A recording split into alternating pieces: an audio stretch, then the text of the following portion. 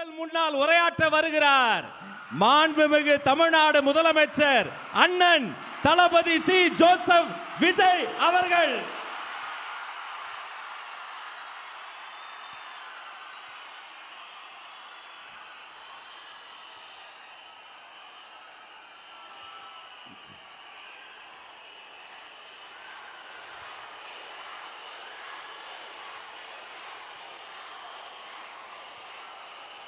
என் நெஞ்சில் குடியிருக்கும்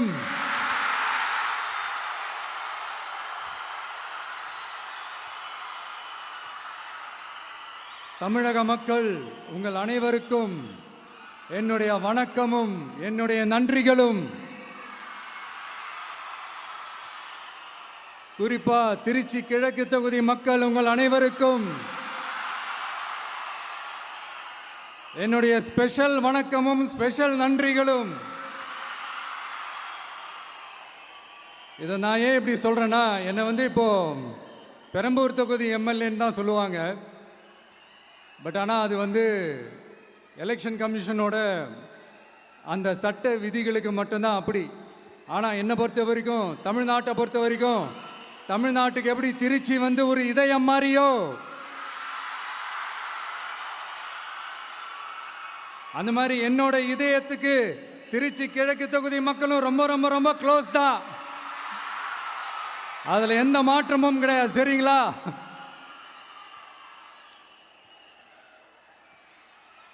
ஆட்சிக்கு சில வாரங்கள் கூட ஆகல. 6 மாசம் அமைதியா இருப்போம்னு சொன்னவங்களாம் 6 நாள் கூட அமைதியா இருக்க முடியல. ஆட்சிக்கு அரை மணி நேரத்திலே ஆரம்பிச்சிட்டாங்க. பாவம், ஒரு கல்யாண வீட்டிலலாம் போய் புலம்பிட்டு இருக்காங்க. நான் சொன்னதெல்லாம் நடக்குதா? 1 by 1 எல்லா புலம்பல்ஸும். அது மாதிரி இத்தனை வருஷமா மாத்தி மாத்தி உங்களை ஏமாத்திக்கிட்டு இருந்த இந்த 2 பேரையும் வேண்டாம்னு சொல்லி ஒதுக்கிட்டு உங்களுக்காக உண்மையா உழைக்க வந்த உங்க விஜய, உங்க அண்ணனை, உங்க தம்பிய முதல் அமைச்சரா இல்ல முதல் சேவகனா ஆக்கியிருக்கிறீங்க.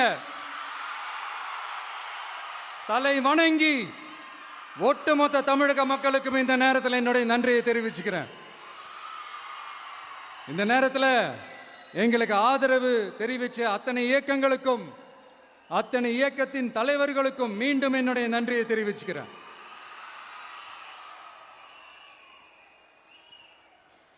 புரட்சி தலைவர் எம்ஜிஆர் அவர்களுடைய முதல் தேர்தலில் கூட இந்த அளவுக்கு ஒரு ஓட் பர்சன்டேஜ் வாங்கலை அப்படின்ட்டு நிறைய பேர் சொன்னாங்க. ஆனால் நீங்கள் டிவி கேட்க அவ்வளோ நீங்கள் ஆதரிச்சிருக்கிறீங்க. நான் எம்ஜிஆர் அவர்களோடலாம் நான் கம்பேர் பண்ணல. எம்ஜிஆர் தான். ஆனால் நாம பெரியார், அண்ணா, எம்ஜிஆர் அவர்கள் வழியில் ஒரு அன்பா உழைக்க வந்த உங்க விஜய், அவ்வளவுதான். 1977 நீங்க போடாத ஓட்டை 2026 நீங்க போட்டிருக்கிறீங்க.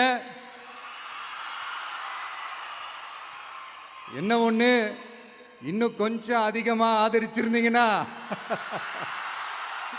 கொஞ்சம் நல்லா இருந்திருக்கும். பட் பரவாயில்ல, ஃபியூச்சர்ல வரப்போற எல்லா தேர்தலையும் உங்களுடைய முழு சப்போர்ட்டை என்னால் வாங்க முடியுன்ற அந்த ஒரு நம்பிக்கை இப்போ என் மனசுல ரொம்ப ஆழமா பதிஞ்சிருக்கு. ஏன்னா நீங்க அமைச்சு கொடுத்திருக்கிற இந்த ஆட்சியில எல்லா நன்மைகளையும் நீங்க கண்கூடா பார்க்க தான் போறீங்க அப்படின்ற அந்த கான்ஃபிடன்ஸும் இப்போ என் மனசுல ரொம்ப ஆழமா பதிஞ்சிருக்கு. யார் எந்த நிலைமைக்கு எந்த பொசிஷன்ல போனாலும் இந்த கிண்டலும் கேலியுமா பேசுறது இருக்கதானே செய்யும்.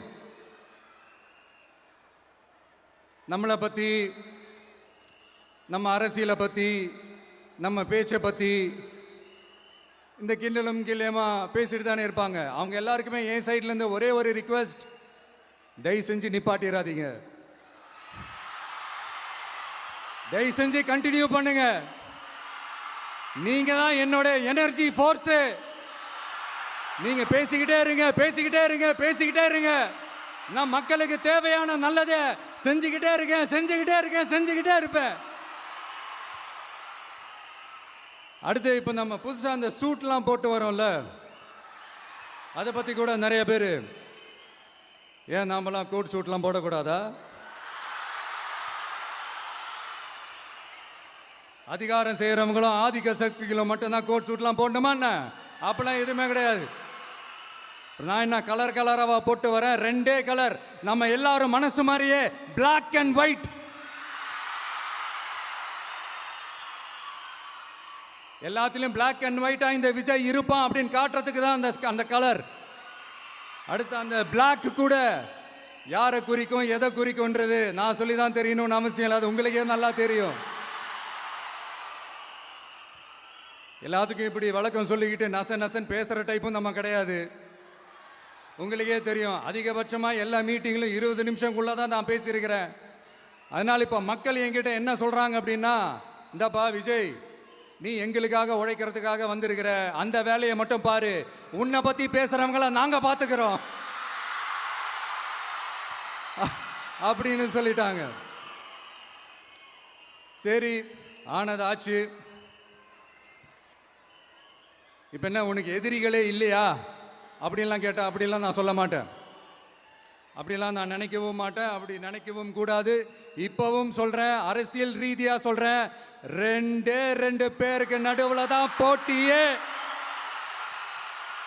ஒன்று, இன்னொன்று எஸ், ஒன்று டிவிக்கு, இன்னொன்று டிஎம்கே. இதுக்கு நடுவில் வேற யாருக்கும் எந்த வேலையும் கிடையாது. ஏதாவது இருக்குன்னு சொல்றீங்க? எலெக்ஷனுக்கு முன்னாடியும் அவங்களுக்கு ஒரு வேலையும் இல்லை, இப்போ எலெக்ஷனுக்கு அப்புறம் சுத்தம். ஆனால் இந்த திமுகவும் மற்றும் பலரும் ஒன்றா சேர்ந்துக்கிட்டு இந்த விஜயோட ஆட்சி வந்துடக்கூடாதுன்னு சொல்லி ஒரு கூத்து ஒன்று பண்ணாங்களே, அந்த கடைசி 5 நாள், அடாடாடாடாடா, நமக்கெல்லாம் ஓஹோ இப்படியெல்லாம் கூட நடக்குமோ என்ன கூத்துங்கிறீங்க. ஆனால் ஃபியூச்சர் என்னவா இருக்குன்றதை மட்டும் இப்போ நான் சொல்கிறேன். உங்களுக்காக உண்மையாக உழைக்க வந்த இந்த விஜயா, இல்லை இந்த விஜயோட ஆட்சி அமைஞ்சிடக்கூடாதுன்னு தடுக்க நினைச்ச ஸ்டாலின் சாரா, அவ்வளவுதான். இதுக்கு நடுவில் வேற யாரும் எந்த அல்லு சில்லும் உள்ள வந்து நம்மளை தடுக்கிறதோ எதிர்க்கிறதோ ஏதாவது பண்ணாங்கன்னா நிர்வாகம் அதுக்கு பொறுப்பில்லை ராஜா, நிர்வாகம் அதுக்கு பொறுப்பில்லை. ரிசல்ட் என்னவா வரும்ன்றது அது உங்களுக்கே நல்லா தெரியும். நம்மளை ஏளனமா பேசுறதா நினைச்சு அவங்களுக்கு ஆப்பு வச்சுக்கிறாங்க. திமுக நம்மளை தடுக்க, திமுக நம்மளை எதிர்க்க, திமுக நம்மளை அவமானப்படுத்த அத்தனையும் நமக்கு நன்மையே.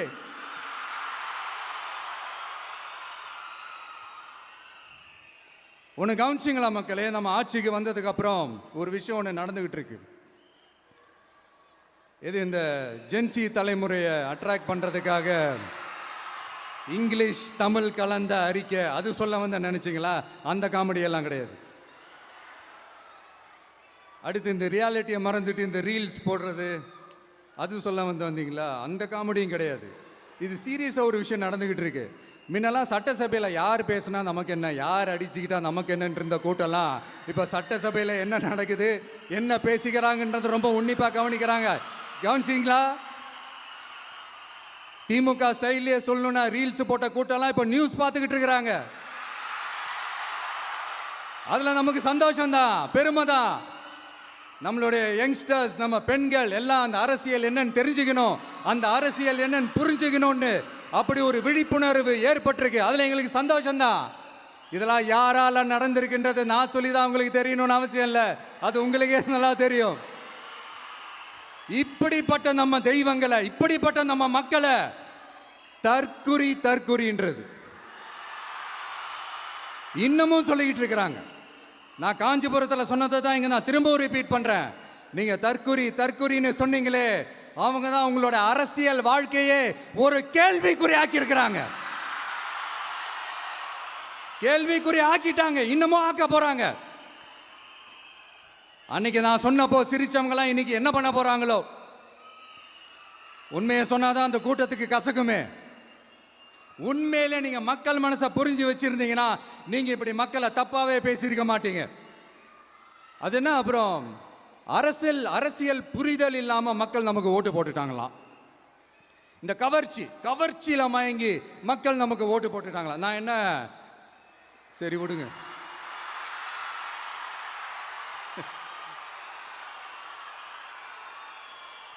மக்கள் அவங்களுக்கு ஓட்டு போட்டா அந்த மக்கள் நல்லவங்களாம், அதே மக்கள் நமக்கு ஓட்டு போட்டா அந்த மக்கள் கெட்டவங்களா? தற்குறியா? இதே மக்கள் தான் இத்தனை வருஷமா உங்களுக்கு ஓட்டு போட்டுட்டு இருந்தாங்க. உங்களுக்கு மட்டும் என்ன, வேற ஏதாவது பிளானட்ல இருந்து குதிச்சு ஓட்டு போட்டு போனாங்களா? தற்குறியாமா? தற்குறி நல்லா வருது, வேணான்னு பாக்குறேன். எங்க அண்ணன் விஜயகாந்த் அண்ணன் சொல்ற மாதிரி, அண்ணா அவர்கள் ஆரம்பிச்ச கட்சியை ஒரு அடிமை கூடாரமா ஆக்குனது யாருங்க சார்? இப்படியெல்லாம் ஆக்கிட்டு உண்மையை சொல்லு உடன்பிறப்பேவா. உங்களோட அந்த உண்மையான உடன்பிறப்புக்கெல்லாம் என்ன சொல்றாங்க தெரியுமா சார்? திமுக இப்படி ஆனதுக்கு காரணம், அந்த காரணத்தை வெளியிலலாம் போய் தேடாதீங்க, உங்க குடும்பத்துக்குள்ளேயே கேளுங்கங்கிறாங்க. உங்களுக்காக மாடா உழைச்சி தேஞ்சு போய் கிடக்கிறோம். திமுக இப்படி ஆனதுக்கு காரணம் உழைக்காம சொகுசா இருக்கிற உங்க குடும்பத்துக்குள்ளேயே போய் கேளுங்கங்கிறாங்க. ஒவ்வொரு திமுக தொண்டனும் அதை சொல்றாங்க. அதை புரிஞ்சிக்காம நம்மளையும் நம்ம மக்களையும் தப்பா பேசிக்கிட்டு, நீங்க மக்களை தப்பா பேசுனீங்கன்னா இந்த விஜய் வந்து கேள்வி கேட்பான், சும்மா இருக்க மாட்டான். இந்த விஜயும் தமிழ்நாட்டு மக்களும் வேறு வேறு இல்லை. இந்த விஜய் தான் தமிழ்நாட்டு மக்களோட ஒரு உண்மையான ஒரே பிரதிநிதி. இது இன்னைக்கும் சரி, நாளைக்கும் சரி, நாளன்னைக்கும் சரி, இதுதான் நிஜம். மறுபடியும் சொல்றேன், நமக்கும் மக்களுக்கும் இடையே இருக்கிற இந்த பூர்வ ஜென்ம பந்தத்தை, அந்த உறவை ஏதோ இந்த சதிகள் சூழ்ச்சிகள் பண்ணி யாராலையும் எதுவும் கெடுக்கவே முடியாது. கெடுக்க ட்ரை பண்ணீங்க நம்ம ஆட்சிக்கெல்லாம் வரதுக்கு முன்னாடி. என்ன சதிகள், என்ன சூழ்ச்சிகள், என்னென்னலாம் பண்ணி எப்படியெல்லாம் தடுத்துடலான்னு. ஆனால் இப்போ ஆட்சிக்கு வந்த இந்த சாமானிய மக்கள் ஆட்சியை நீங்கள் இந்த எதிர்கட்சியாக இருக்கும் போது ஒன்று யூஸ் பண்ணுவீங்கள்ல, இந்த பழைய டெக்னிக்கு, அதெல்லாம் யூஸ் பண்ணி நம்மளையும் மக்களையும் பிரிச்சலாம்னு நினச்சிங்கன்னா அது ஒரு காலம் நடக்காது. மக்கள்லாம் ரொம்ப தெளிவாயிட்டாங்க சார், ரொம்ப தெளிவாயிட்டாங்க. அதனால ஒரு ஆக்கப்பூர்வமான ஒரு எதிர்கட்சியாக செயல்பட்டு மக்கள் மனசை வெல்ல பாருங்க. இந்த கடைசி லாஸ்ட் 1 மந்த்தா நடந்த ஒரு சில விஷயங்கள் உங்ககிட்ட நான் ஷேர் பண்ணணும்னு ஆசைப்படுறேன். இந்த 200 யூனிட் மின்சாரம், கட்டணமில்லா மின்சாரம் அறிவிச்சோம். அதில் ஆல்ரெடி இருந்த 100 யூனிட் திமுக கொடுத்தது கிடையாது. மேடம் ஜெயலலிதா மேடம் இருந்தப்போ செஞ்சுட்டு போனது. ஸ்டாலின் சார் பதவி போன அந்த கடுப்பில் அறிக்கையா விட்டு தள்ளிக்கிட்டு இருக்கிறாரு. என்ன பண்ணீங்க உங்களுடைய ஆட்சியில்? மக்கள் பணத்தை, டாஸ்மாக்ல இருந்து அடிச்ச அந்த பணத்தை, ஊழல் செஞ்ச அந்த ஃபைலை க்ளோஸ் பண்றதுக்கு அலையா அலைஞ்சிங்க. ஆனா இந்த விஜய் மக்களுக்கு தொந்தரவா இருக்கிற அதே டாஸ்மாக க்ளோஸ் பண்ணா. விவசாயிகளோட அந்த கடனை தள்ளுபடி மேக்சிமம் இந்த 1 மந்த்ல என்ன செய்ய முடியுமோ அதை செஞ்சான். நீங்க தான் அந்த நிதி சம்பந்தமா இருக்கிற எல்லா கேட்டையும் லாக் பண்ணி வச்சுட்டு போயிருக்கிறீங்க. அதை சரி செய்ய வேணாமா? அதை ஒழுங்குபடுத்த வேணாமா? அதனால மறுபடியும் சொல்றேன், இந்த விஜய் பொய் சொல்லி ஏமாத்துறதுக்காகலாம் அரசியலுக்கு வரல. உங்க கூடவே நிக்கிறதுக்காக மட்டும்தான் அரசியலுக்கு வந்திருக்கிறேன். அதுல எந்த மாற்று கருத்துமே கிடையாது. கவலையப்படாதீங்க விவசாய பெருமக்களே. அடுத்து இந்த சட்டம் ஒழுங்கு, அது சரியில்லை இது சரியில்லைன்னு சொல்லி திமுகவும் மற்றும் பலரும் மாறி மாறி கூவுறீங்க. நான் ஒன்று கேட்குறேன், இந்த மாடல் அரசுன்னு சொல்றீங்களே, அதில் என்ன செஞ்சு வச்சுட்டு போயிருக்கீங்க? ஒரு ஊர் விடாம, ஒரு தெரு விடாம போதைப் பொருள் கலாச்சாரம் அப்படியே ஸ்ப்ரெட் ஆகி கொட்டி கிடக்குது. அது அப்பவே இனிஷியல் ஸ்டேஜ் அதை நீங்க கண்ட்ரோல் பண்ணியிருந்தீங்கன்னா இத்தனை பெண்களை இழக்க வேண்டிய ஒரு சூழ்நிலை ஏற்பட்டிருக்குமா? எல்லாத்தையும் பண்ணிட்டு பழியை தூக்கி ஏன் மேல போடுறாங்க. நீங்க என்ன பழி நம்ம மேல போட்டாலும் மக்கள் நிம்மதியா வாழக்கூடிய அந்த செயலை கண்டிப்பா இந்த விஜய் செஞ்சு தான் காட்டுவான். அதுக்காக தான் எஃபிஷியன்டான போலீஸ் ஆஃபீஸர்ஸ் நான் அப்பாயிண்ட் பண்ணியிருக்கிறேன். எஃபிஷியன்டான அந்த போலீஸ் ஆஃபீஸர்ஸ் டீம் நான் அப்பாயிண்ட் பண்ணியிருக்கிறேன்.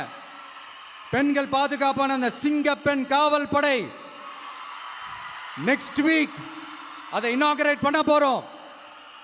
தப்பு செஞ்சவங்களுக்கான தண்டனை, அதுக்கான சார்ஜ் ஷீட் எல்லாமே ரொம்ப ஃபாஸ்டா ரொம்ப ஸ்பீடா செய்யறதுக்கான அந்த வேலையை செய்ய சொல்லியிருக்கிறோம். கோர்ட்ல கூட தப்பு செஞ்சவங்களுக்கான அந்த கடுமையான தண்டனை வாங்கி கொடுக்கறதுக்கான அந்த வேலையையும் ரொம்ப சீக்கிரமா செய்ய சொல்லியிருக்கிறோம். அதனால நீங்க என்ன பழி நம்ம மேல போட்டாலும் உண்மையா உறுதியா மக்களுக்கு தேவையான எல்லா விஷயங்களையும் இந்த விஜய் செஞ்சு தான் காட்டுவான். இப்படியெல்லாம் நம்ம சொல்றதுனால இவங்க என்ன சொல்லுவாங்க தெரியுமா? அவங்க தான் ஆட்சியிலே இல்லையே, அப்புறம் ஏங்க அவங்கள குறை சொல்றீங்க அப்படின்னு கேட்பாங்க. வேரில் வெந்நியை ஊற்றிட்டு போனவங்கள வெளிச்சம் போட்டு காட்டாமல் பின்ன வேற என்ன சொல்லுவாங்க? இதெல்லாம் மக்கள்கிட்ட நம்ம தெளிவாக எடுத்து சொல்லணும் இல்லையா? அதுக்காக தான் இதெல்லாம் சொல்லிட்டு இருக்கிறேன். நம்ம மக்களுக்காக இவ்வளோ வேலை பார்க்குறோம், ஆனால் இவங்க அதையெல்லாம் விட்டுட்டு குதிரை பேரம் பண்ணுறாரு, அது பண்ணுறாரு, இது பண்ணுறாருன்னு சொல்லிட்டு தப்பாக கதையெல்லாம் அடித்து விட்டுக்கிட்டு இந்த தீய சக்தியும் தீந்து போன சக்தியும் அதாங்க திமுகவும் மற்றும் பலரும் ஒன்னா சேர்ந்துக்கிட்டு திருட்டுத்தனமா யாருக்கும் தெரியாம ஒரு ஓரமா மூலையில உட்கார்ந்துட்டு பேரம் பேசி கூட்டு சேர்ந்து ஆட்சி அமைச்சு கொள்ளையடிக்க திட்டம் போட்டாங்க. அது ஏன் தெரியுமா? உங்களோட இந்த டிவிக்கு ஆட்சி அமைஞ்சா அவங்க பொழப்பே போயிடும். அந்த கொள்ளையடிக்கிறது, லஞ்சம், ஊழல் எல்லாமே கத்தம் கத்தம். அதான் இந்த காரணம். அடுத்து ஸ்டாலின் சார், திமுக வந்து இப்போ தீய சக்தி மட்டும் இல்ல, மக்களை விட்டு ரொம்ப தூரமா போன தூர சக்தி, ஓர சக்தி, கோர சக்தி, பார சக்தி. நீங்க எப்போ இந்த தீந்து போன சக்தியோட நீங்க கூட்டு சேர்ந்துக்கிட்டு ஆட்சி அமைக்கணும்னு நினைச்சீங்களோ அப்பவே இந்த திமுக தூர்ந்து போன சக்தியாகவும் ஆயிடுச்சு. நீங்களாம் நம்மளை பத்தி அவதூறு பேசலாமா சார்? இது நியாயமா? மக்களை இவ்வளோ பெரிய மக்கள் சக்தி நம்மளோடு இருக்கும் போது நமக்கு எதுக்கு வேற அரசியல்? எலெக்ஷன்ல 50-60 வருஷமா இருந்த சாதிய உடைச்சிருக்கிறோம், மதத்தை உடைச்சிருக்கிறோம், காசு கொடுத்து ஓட்டு வாங்கறத உடைச்சிருக்கிறோம். நாம எது செஞ்சாலும் கான்ஸ்டிடியூஷன்ல தான் செய்வோம். நாம சிங்கிள் மெஜாரிட்டி வாங்கி இருந்தாலும் நம்மளை நம்பி முறையா கூட்டணியில கட்சியில ஆதரிக்க வர்றவங்களை அரவணைச்சு தான் இருப்போம். நான் இப்பவும் மீண்டும் டிக்ளேர் பண்றேன், டிவிகே ஆட்சி எந்த பாகுபாடும் இல்லாம எல்லாருக்குமான ஒரு ஆட்சியா தான் இருக்கும். அதுல எந்த மாற்றமும் கிடையாது. ஸ்டாலின் சார் மாதிரி ஊசலாட்டம் இருக்கவே இருக்காது. மதச்சார்பற்ற கொள்கையில சமரசமே இல்லை. மாநில உரிமைகள்ல விட்டு கொடுக்கவே மாட்டோம். நதி நீர் உரிமைகளை விட்டு கொடுக்கவே மாட்டோம். சமூக நீதி, சம நீதிய, சமத்துவ நீதிய ஒரு நாளும் விட்டு கொடுக்கவே மாட்டோம். அதனால திருச்சி கிழக்கு தொகுதி மக்களே, தமிழ்நாட்டில் இருக்கிற 234 தொகுதியும் நம்ம தொகுதி தான். அதுல எந்த கட்சி ஜெயிச்சிருந்தாலும் அது நம்ம தொகுதி தான். பெரம்பூரா இருக்கட்டும், திருச்சி கிழக்கா இருக்கட்டும், எனக்கு 2 கண்கள் மாதிரி. அதுலயும் திருச்சி கிழக்கு என் செல்ல புள்ள மாதிரி. அதனால வரப்போற இடைத்தேர்தல்ல உங்க வீட்டில் இருக்கிற ஒருத்தரை உங்கள ஒருத்தரை தான் வேட்பாளரா நிக்க வைக்க போறோம். நீங்க எப்படி இந்த விஜய்க்கு ஆதரவு கொடுத்து ஓட்டு போட்டு ஜெயிக்க வச்சீங்களோ அதே மாதிரி வரப்போற இடைத்தேர்தல்ல உங்களுடைய அந்த வேட்பாளரையும் ஜெயிக்க வைப்பீங்கன்ற அந்த ஒரு நம்பிக்கை நான் முழுமையாக தான் நம்புறேன். உங்களுக்காக உழைக்க வந்திருக்கிறேன். உங்களுக்காக எல்லா விஷயத்தையும் நான் பார்த்து செய்வேன். ஊழல் இல்லாத, லஞ்சம் இல்லாத ஒரு ஆட்சியை நான் கொடுப்பேன். I understand. ஒரே நாள் அது நடக்காததான், மேஜிக் இல்லை. பட் ஒரு நாள் அதை நான் நடக்க வைப்பேன். எனக்கு இப்ப வேற எந்த வேலையும் இல்லை உங்களுக்காக உழைக்கிறத தவிர. என் கடன் இனி என் மக்களுக்கு பணி செய்து கிடைப்பதே. மீண்டும் என்னை ஜெயிக்க வச்ச தமிழக மக்களுக்கும் திருச்சி கிழக்கு தொகுதி மக்களுக்கும் மீண்டும் என்னுடைய நன்றியை தெரிவிச்சுக்கிட்டு கான்பிடண்டா இருங்க, நல்லதே நடக்கும், வெற்றி நிச்சயம். மீண்டும் சந்திக்கும் வரை நன்றி, வணக்கம்.